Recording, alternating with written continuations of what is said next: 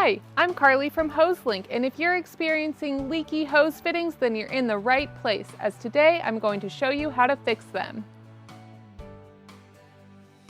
Leaks from here at the top of the fitting are typically due to the faucet connector not being tight enough. To fix this, first turn off the faucet. Then use a towel or cloth to help grip the faucet connector. Twist to tighten.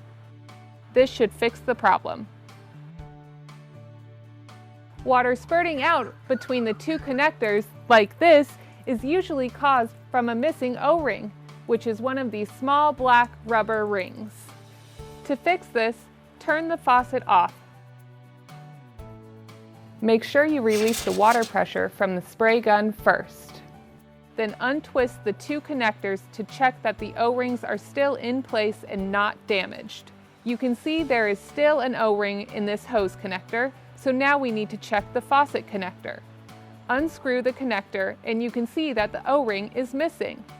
Use a spare O-ring, replace like so, then screw back onto the faucet and connect the fittings back together.